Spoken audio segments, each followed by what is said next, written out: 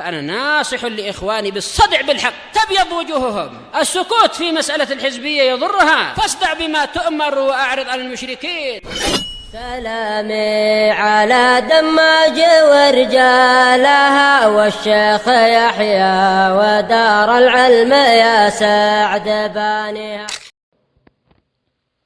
بسم الله الرحمن الرحيم. الحمد لله حمدا كثيرا طيبا مباركا فيه كما يحب ربنا ويرضاه. أشهد أن لا إله إلا الله وحده لا شريك له وأشهد أن محمدا عبده ورسوله صلى الله عليه وعلى آله وأصحابه ومن تبعهم بإحسان إلى يوم الدين. Amma ba'd.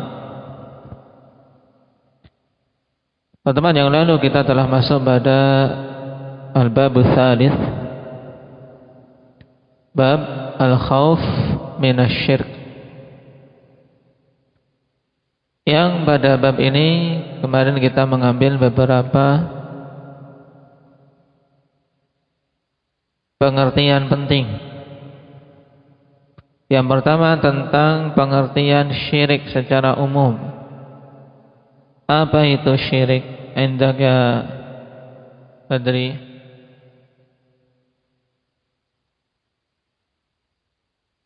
Taswiyatu ghairillahi billah fima huwa min khasaisillah. Taib. Maknanya?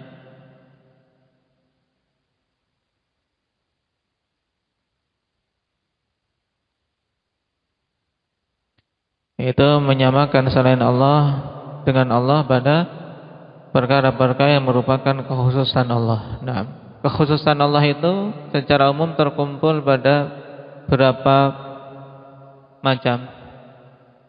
3, yaitu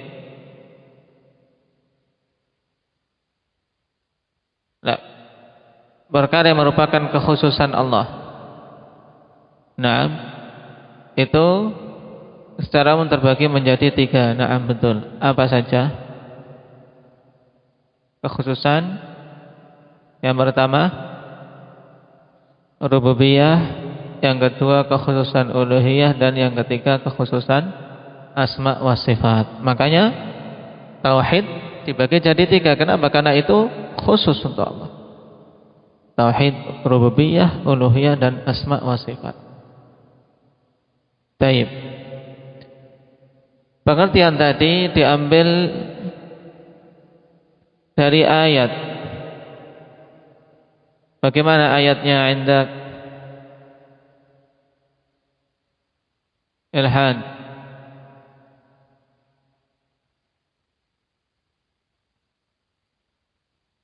Baik. Indak ya Kash.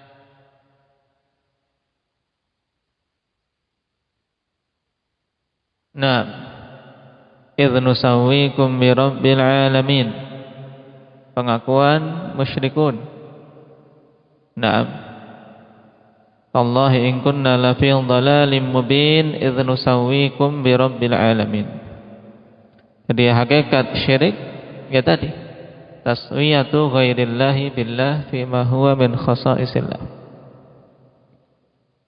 Yang bentuk penyamaan ini bisa berupa perkataan, perbuatan, maupun apa? Yang ketiga, syukran. Pernyataan, lafaz atau perbuatan. Kemudian yang ketiga apa? Berupa niatan-niatan di kalbunya. Nah,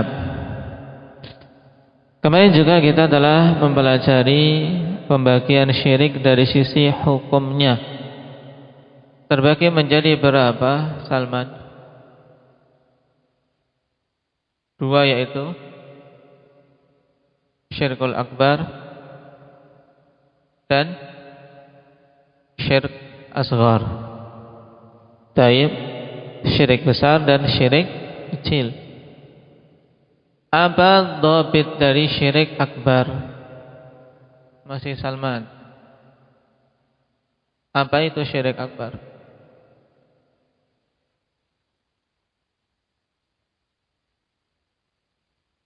Baik. Baca atau hafal? Baca. Ha, ditutup coba.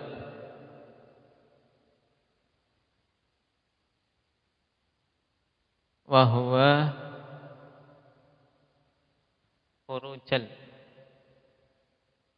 Naam, kullu syirkin atlaqahu syari' wa huwa yatadammanu khurujal insan an dinih. Apa maksudnya itu? Coba terangkan.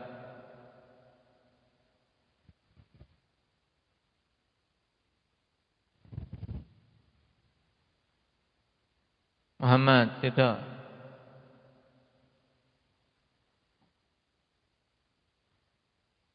Nah, intinya itu semua kesyirikan yang telah ditetapkan oleh pembuat syariat bahwasanya itu syirik. Datang dalil penyebutan itu syirik. Ini maksud atalaqahu syari'. Berarti yang menetapkan ini syirik Allah Subhanahu wa taala. Nah, dihukumi syirik ditetapkan oleh Allah Subhanahu wa taala. Demikian pula dijelaskan oleh Rasulullah sallallahu alaihi wasallam. Yang berakibat keluarnya seseorang dari agamanya. Ini syirik akbar. Adapun syirkul asghar, apa itu syirkul asghar? Indaka ibrar.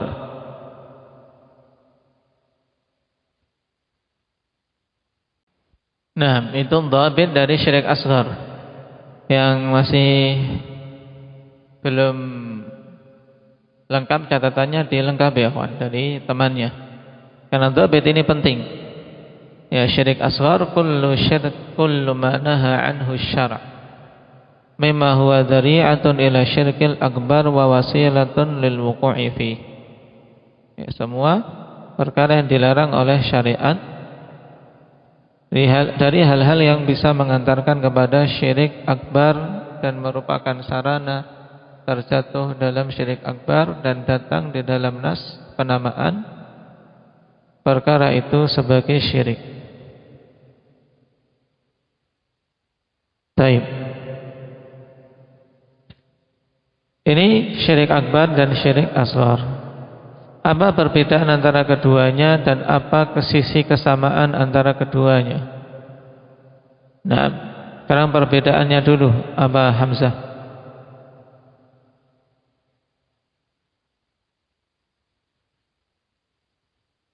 Pelaku syirik akbar jika mati belum bertobat darinya maka diharamkan dari surga, tidak akan masuk ke dalam surga.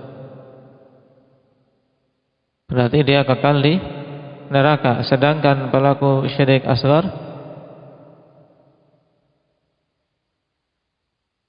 mereka apa?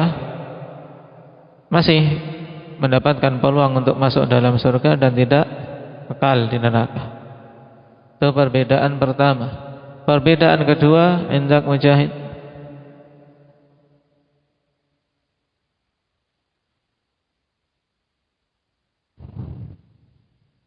Nah, syirik akbar menghapus semua amalan pelakunya. Kalau syirik asghar berarti tidak menghapus semuanya, terus yang dihapus apa? Yang terjangkiti oleh syirik asghar itu saja. Yang ketiga, apa? Perbedaan ketiga, pelaku syirik akbar keluar dari Islam, sedangkan syirik asghar tidak.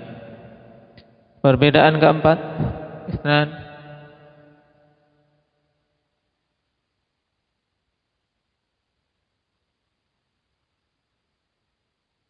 khilaf. Nanti kita tambahkan keterangan tentang ini, yaitu tentang masalah tidak diampuninya dosa kesyirikan. Ini bukan kekhususan syirik akbar. Bahkan sama, syirik akbar dan syirik asghar tidak diampuni. Cuma nanti keterangannya. Nah, perbedaan yang keempat apa? Ilhad.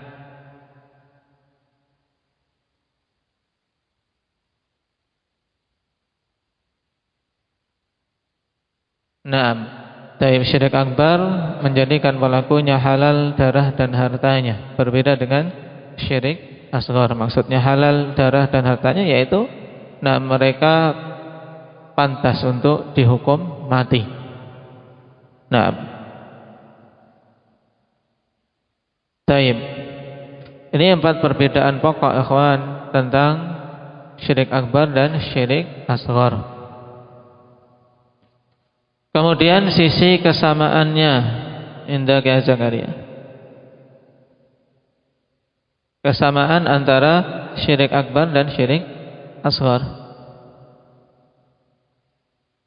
Sama-sama? Naam. Syirik, sama-sama syirik. Ya. Taib. Naam. Keduanya sama-sama dinamakan syirik walaupun hukumnya beda. Dan namanya syirik adalah akbarul kabair, sebesar-besar dosa besar. Jadi jangan seorang menganggap ketika dinamakan ini syirik kecil berarti remeh, kecil saja. Bahkan syirik kecil itu akbarul kabair juga, sebesar-besar dosa besar. Kemudian kesamaan yang kedua, kedua syirik ini sama-sama pelakunya jika belum bertobat darinya maka tidak akan diampuni dosa syiriknya. Hanya saja untuk syirik asghar, memang dosa syirik asghar itu tidak diampuni dan dia akan dihukum sesuai dengan kadar syiriknya, tapi tidak kekal di dalam neraka. Ini harus dipahami dengan baik, kawan. Karena apa? Perkara ini sangat erat kaitannya dengan ayat pertama yang disebutkan oleh Syekh, yaitu ayat innallaha la yaghfiru ay yushraka bih wa yaghfiru ma duna dzalika liman yasha. Naam. Ayat ini sangat jelas menunjukkan tentang bahaya kesyirikan yang mengharuskan kita merasa takut terjatuh di dalamnya, kawan. Dari sisi mana? Dari sisi karena dosa syirik tidak diampuni. Dosa syirik tidak diampuni. Padahal Allah Subhanahu wa taala zat yang sangat luas rahmatnya, tapi terkait syirik Allah Subhanahu wa taala tidak akan mengampuninya jika seorang mati belum bertobat. Kalau bertobat dari syirik bagaimana? Diampuni atau tidak lagi? Hendak ya lagi. Seorang bertobat dari kesyirikan diampuni tidak? Akan diampuni, dalilnya? Dalilnya apa? Bahwasanya siapapun itu dari dosa apapun itu, kalau dia mau bertobat kepada Allah Subhanahu wa taala, maka Allah akan memberikan ampunan kepadanya. Hendak ya Ismail. Innallaha yaghfiru dzunuba jami'ah. Baik. Berarti dua ayat ini antum harus pahami dengan baik. Ayat di surat An-Nisa, innallaha la yaghfiru ayyushraka bih, dengan ayat innallaha yaghfiru dzunuba jami'ah. Kalau ayat innallaha la yaghfiru ayyushraka bih ini terkait bagi apa? Bagi orang-orang pelaku kesyirikan yang mati belum bertaubat. Sedangkan ayat innallaha yaghfiru dzunuba jami'ah, Allah akan mengampuni dosa-dosa keseluruhannya bagi siapa saja yang mau bertaubat sebelum kematiannya, maka Allah akan ampuni. Paham? Sehingga kedua ayat tidak bertentangan. Kemudian terkait ayat ini ya kawan, yang kemarin secara sekilas kita sebutkan pembahasan dari kata innallaha la yaghfiru ayyushraka bih. Di sini an harfu nasbin wa masdarin. Nah, dia menasabkan dan juga apa? Dia menjadikan an bersama dengan fi'il mudhari' setelahnya bisa diubah menjadi masdar. Asyraka yusyriku. Maka masdarnya apa? Masdar dari asyraka apa masdarnya? Indak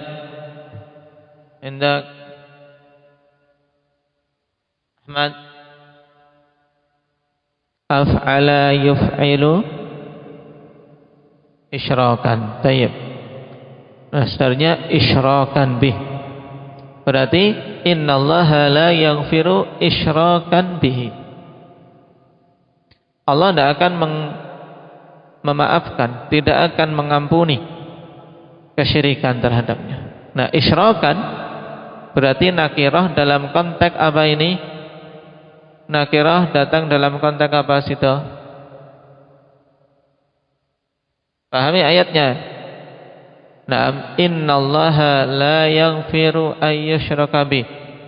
Di situ ayyushraka jadi isyrakan.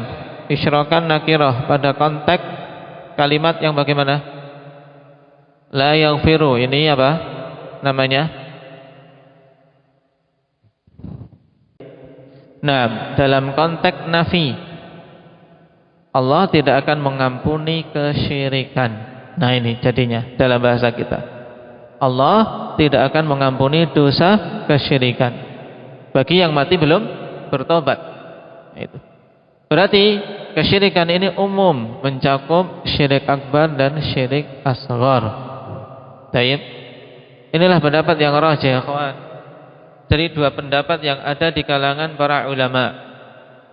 Karena perlu diketahui terjadi khilaf memang tentang ayat ini, apakah ayat ini mencakup syirik akbar dan syirik asghar ataukah hanya terkait syirik akbar saja. Tapi butuh antum untuk mengetahui khilaf ini kenapa, agar paham ketika ada di sana yang menyelisihi pendapat yang kita kuatkan. Baik. Ada dua pendapat sebagaimana disebutkan tadi. Pendapat yang pertama menyatakan bahwasanya ayat ini khusus pada syirik akbar, sehingga syirik asghar hukumnya persis seperti dosa besar di sisi mereka. Syirik asghar hukumnya seperti dosa besar biasa, bukan syirik. Berarti apa? Tahtal masyiah. Dan ini pendapat jumhurul ulama, ikhwan. Jadi jangan kaget. Jumhurul ulama, mereka berpendapat bahwasanya syirik asghar itu tahtal masyiah seperti dosa besar yang bukan syirik. Tayyib. Lalu mereka menjawab ayat ini bagaimana? Ayyusyraka bih, menurut mereka itu adalah apa? Adalah syirik akbar saja. Kenapa? Karena mereka gandengkan dengan ayat yang lain, yaitu innahu may yusyrik billah faqad harramallahu alaihil jannah wa ma'wahun nar. Ayat ini kan ayat khusus untuk syirik akbar. Allah mengharamkan pelakunya dari surga dan menjadikannya kekal di neraka. Maka mereka tarik ayat di surat An-Nisa, innallaha la yaghfiru ayyushraka bih, juga pada makna syirik akbar saja. Cuman kita jawab, takhsis butuh dalil. Pengkhususan bahwasanya ayat innallaha la yaghfiru ayyushraka bih ini tidak mencakup syirik asghar, ini butuh dalil. Kenapa? Karena zahir nas menunjukkan makna umum, kok kita menetapkan makna khusus. Nah, ini harus ada dalilnya, dan tidak kita dapati dalil yang mengeluarkan dari keumuman ayat. Baik.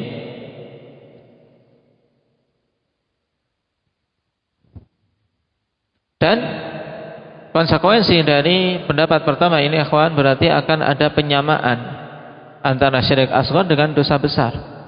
Padahal jelas syirik asghar itu beda dengan dosa besar. Kemudian pendapat yang kedua, Nah, menyatakan bahwasanya syirik asghar masuk dalam cakupan ayat ini, yaitu apabila seorang mati belum bertobat darinya maka tidak akan diampuni, tapi tidak sampai tingkatan kufur dan tidak sampai kekal di dalam neraka. Nah,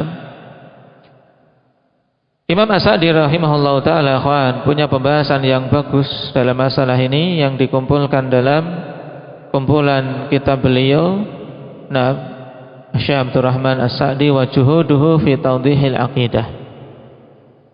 Beliau jelaskan, nah, harus seorang tahu perbedaan antara syirik dengan dosa besar yang bukan syirik. Nah, makanya kalau kita menyamakan itu berarti menyamakan sesuatu yang dibedakan oleh syariat, dan ini jelas salah. Karena syariat akhwan tidak akan menyamakan pada dua perkara yang berbeda, dan sebaliknya tidak akan membedakan dua perkara yang sama. Nah, ketika syariat ini membedakan penamaan, ada syirik asghar, ada kabair, ada syirik akbar, ada kufur, ada bid'ah, dan seterusnya, menunjukkan ada perbedaan pada hal-hal tersebut. Dan di antara sisi perbedaan akhwan yang beliau tegaskan, nah, taib, bahwasanya syirik walaupun itu dinamakan asghar ikhwan, padanya apa? Padanya masabbah. Nah, masabbatun lillah wa tanakkusun, yaitu padanya nah, celaan kepada Allah dan perendahan terhadap Allah. Kenapa? Karena makhluk disamakan dengan Allah walaupun tidak sampai tingkatan akbar. Sedangkan untuk dosa ya dari tingkatan kabair itu adalah karena apa? Karena kelemahan seorang dalam menahan hawa nafsunya, kelemahan. Nah, bagaimana bisa disamakan hukum seorang yang lemah dalam menghadapi hawa nafsunya sehingga terjatuh dalam dalam dosa besar dengan orang yang melakukan perbuatan yang di situ ada celaan dan penghinaan terhadap Allah? Tentunya lebih parah mana? Lebih parah mana, Afif? Yang ada padanya celaan terhadap Allah walaupun tidak sampai tingkatan akbar. Taib, di antara para imam yang memilih pendapat bahwasanya syirik asghar juga masuk dalam cakupan ayat akhwan, nah, Syekhul Islam Ibnu Taimiyah, demikian pula Syekh Abdurrahman bin Hasan Al-Syekh ya dalam Qurratu Uyunil Muwahhidin, demikian pula Naam Abu Butain, salah seorang a'immah Najd di zamannya, demikian pula Syekh Abdurrahman bin Qasim dalam hasyiah beliau terhadap kitab Tauhid. Dan di kalangan mutaakhirin Naam yang menjelaskan tentang hal ini di antaranya Imam As-Sa'di, demikian pula Syekh Ibnu Utsaimin rahimahumullahu taala ajma'in. Baik, kenapa? Karena tadi intinya adalah apa? Keumuman lafaz. Nah, nakirah dalam konteks nafi memiliki makna umum. Seorang tidak bisa menetapkan adanya kekhususan kecuali dengan dalil. Baik. Mungkin seorang akan bertanya, kalau sama-sama tidak diampuni, terus apa bedanya antara syirik akbar dan syirik asghar? Apa bedanya, Hudzaifah? Sama-sama tidak diampuni, terus bedanya apa? Nah, ini harus dipegang erat-erat. Kalau syirik akbar tidak diampuni dan dia kekal di neraka. Kenapa? Karena dosa ini tidak akan ada habisnya azabnya, paham? Berbeda dengan syirik asghar. Dia tidak diampuni, maksudnya dia mesti apa? Dihukum, paham? Berbeda dengan dosa besar lainnya, kawan. Dosa besar itu dia belum bertobat. Kalau Allah berkehendak akan diampuni. dengan rahmat Allah yang luas, diampuni, tidak dituntut, tidak diazab, karena luasnya rahmat Allah. Ada kemungkinan seperti itu. Tapi kalau syirik asghar mesti akan dituntut, dan bentuk tidak diampuninya ini akhwan mesti akan dituntut. Nah, baik itu dengan dengan diazab ketika dia tidak memiliki amalan-amalan kebaikan yang bisa mengimbangi dosa syirik asghar, atau dengan dikuranginya amalan-amalan kebaikan dia untuk menebus dosa syirik asghar itu. Tapi amalan apa kira-kira yang bisa mengimbangi dosa syirik? Makanya ini mengharuskan kita untuk betul-betul takut dari terjatuh di dalam kesyirikan, walaupun syirik asghar. Jangan seorang meremehkan. Ini sisi kesesuaian ayat, akhwan. Dan Allah Subhanahu wa taala mengulang ayat ini pada dua tempat di surat An-Nisa. Innallaha la yaghfiru ayyushraka bih wa yaghfiru ma duna dzalika liman yasha. Menunjukkan bahayanya syirik. Kita masuk pada ayat yang kedua. Wa qala al-Khalil alaihi salam wajnubni wa baniya an na'budal asnam. Dan Al-Khalil alaihi salam yaitu Nabiullah Ibrahim, yang beliau adalah Khalilullah. Dan ini keutamaan yang agung bagi Nabi Ibrahim ketika Allah mengangkatnya sebagai Khalil. Yang Khalil akhwan, tingkatan yang paling tinggi dalam kecintaan, karena khullah kamalul mahabbah wa a'la darajatiha. Berarti makhluk yang sangat Allah Subhanahu wa taala cintai pada puncak kecintaan. Menunjukkan menunjukkan keutamaan yang sangat tinggi bagi Nabiullah Ibrahim. Dalil bahwasanya Ibrahim adalah Khalilullah ayat di surat An-Nisa ayat 125. Wattakhadallahu Ibrahima khalila. Dan Allah Subhanahu wa taala menjadikan Ibrahim sebagai khalilnya.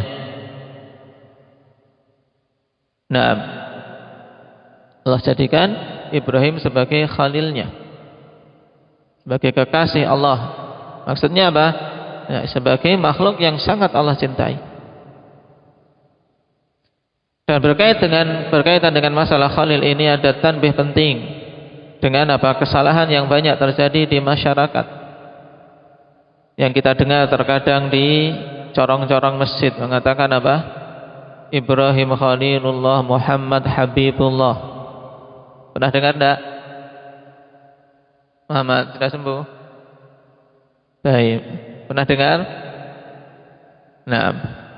Baik. Dan ini adalah perendahan terhadap Nabi kita Muhammad sallallahu alaihi wasallam. Karena Habibullah itu tingkatan di bawah Khalil. Padahal Nabi kita juga diangkat sebagai Khalil. Kalau salah mengatakan Ibrahim Khalilullah, maka Nabi kita Muhammad juga Khalilullah. Nabi kita juga Khalil Allah Subhanahu wa ta'ala. Kalau dikatakan sebagai Habibullah, ini perendahan, karena tingkatan nama Habib di bawah tingkatan Khalil. Apa dalil bahwasanya Nabi kita Muhammad juga diangkat sebagai Khalilullah? Hadis, innallaha qad ittakhadha Ibrahim, innallaha qad ittakhadhani khalilan kama ittakhadha Ibrahim khalila. Hadis Jundub bin Abdillah dalam Sahih Muslim. Fa innallaha qad ittakhadhani khalila, sesungguhnya Allah telah menjadikanku sebagai khalil sebagaimana telah menjadikan Ibrahim sebagai khalilnya. Ini tanbih terkait permasalahan khalil. Ingat-ingat. Berarti dari penjelasan ini ada dua rasul yang jelas dalilnya diangkat sebagai khalil Allah Subhanahu wa taala.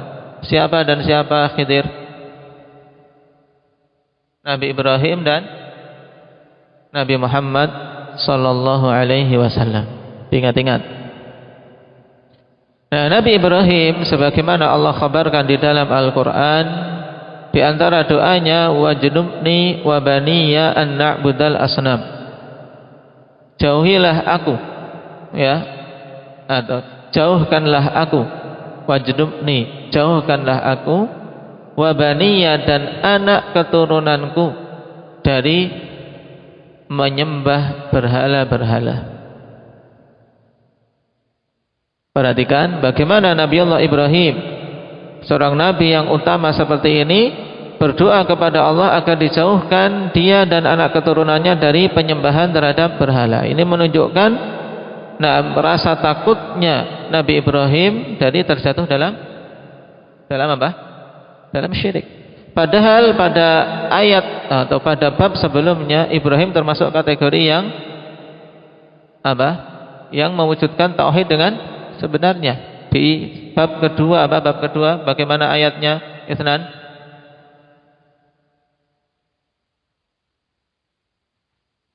Nah, Allah katakan inna Ibrahima ummatan qanitan lillahi hanifan wa lam yakun minal musyrikin, bukan termasuk orang musyrik, tapi tetap tidak boleh merasa aman, beliau merasa takut. Ya, beliau merasa takut dari jatuh dalam kesyirikan. Taib. Oleh karena itulah kalau Ibrahim saja takut terjatuh dalam kesyirikan, maka kita terlebih lagi. Kita harus lebih-lebih lagi dalam apa? Merasa khawatir terjatuh di dalam kesyirikan.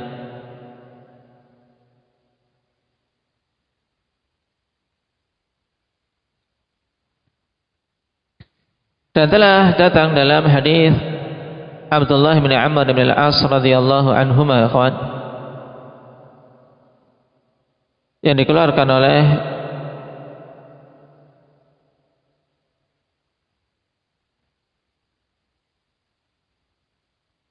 Imam Muslim, saya ingat saya. Ketika Nabi SAW membaca ayat ini, wajnubni wa baniya an na'budal asnam, maka beliau menangis. Nah, Nabi kita menangis dan mengatakan Allahumma ummati ummati, ya Allah umatku umatku. Dalam artian beliau juga sangat khawatir umatnya terjatuh dalam peribadatan terhadap berhala. Taib. Jadi Nabi kita pun sangat khawatir. Sebagaimana nanti dalam hadis juga akan kita lewati kekhawatiran Nabi sallallahu alaihi wasallam.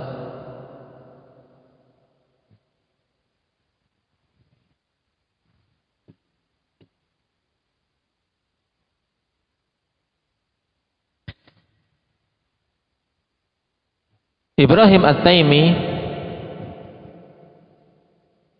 ketika membacakan ayat ini, wajnubni wa baniya an na'budal asnam, mengatakan man ya'manu minal bala' ba'da khalilillah Ibrahim hina yaqul rabbi wajnubni wa baniya an na'budal asnam. Asar ini dikeluarkan oleh Ibnu Jarir dan bagus untuk ditambahkan.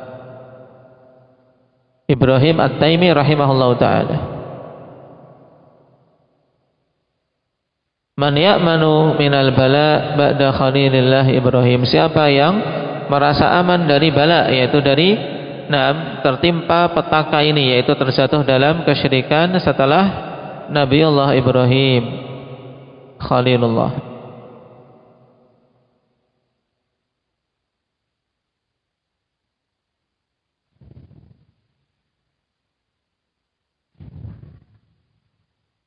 Nah, kalau beliau yang memecah dan menghancurkan berhala-berhala saja sangat khawatir terjatuh dalam penyembahan terhadap berhala, apalagi kita. Dan al-asnam, ikhwan, jamak dari sonam. Apa makna sonam? Nah, as-sonam at-timthal al-musawwar. Faidah perbedaan antara sonam dan wathan. Kalau sonam at-timthal al-musawwar, yaitu patung yang dibentuk. Naam, fama ja'ala suratin musyakhisah ka surati insanin aw hayawan, maka ini namanya apa? Sonam, yaitu patung-patung yang dibentuk ikhwan dalam bentuk manusia, dalam bentuk hewan, sapi, gajah. Naam, taib, ada menyembah kera. Nah, sapi pun ada yang menyembah. Na'udzubillahi minal khudlan. Nah, maka ini dinamakan sonam. Ya, sonam tadi apa? Patung-patung yang bentuknya ini bisa manusia, hewan, nah, dan yang semisalnya, kawan, dibentuk. Sedangkan wasan jamaknya al-awthan. Kalau sonam jamaknya al-asnam. Kalau wasan yaitu lebih umum. Nah, mencakup yang patung dibentuk maupun tidak dibentuk, akhwan. Contohnya misalnya batu. Nah, orang menyembah batu, ini menyembah apa? Awthan, menyembah wasan, tidak dikatakan menyembah sonam, paham? Orang menyembah kuburan, ibadah ke kubur. Ini kubur telah dijadikan oleh dia sebagai apa? Wasan. Wasanun yu'bad. Pohon-pohon keramat. Ini apa?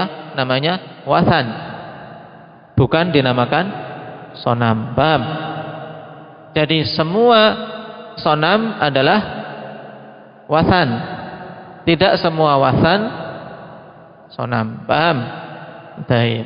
Ini diingat-ingat faedah bagus yang disebutkan oleh Imam Ibn Jarir At-Tabari rahimahullahu taala dalam tafsirnya. Baik. Jadi intinya sonam adalah patung yang dibentuk, punya bentuk tertentu. Nah, sedangkan wasan lebih umum, mencakup yang berbentuk maupun apa? Tidak berbentuk, mencakup pepohonan, bebatuan, dan seterusnya. Baik, kita ambil satu ayat ini dulu dan diingat-ingat ikhwan, saya ingin menegaskan tentang masalah ayat tadi khilaf kuat tentang apa? Makna innallaha la yaghfiru ayyushraka bih, itu dipahami dengan baik. Nah, kemudian yang ketinggalan wa yaghfiru ma duna dzalika liman yasha, dan Allah mengampuni ma duna dzalik, yaitu dosa-dosa yang di bawah kesyirikan bagi yang Allah kehendaki, itu maksudnya al-kabair. Maduna dzalik maksudnya adalah al-kabair, dosa-dosa besar selain syirik. Naam. Baik, barakallahu fikum, naktafi bihadza walhamdulillahirabbil alamin.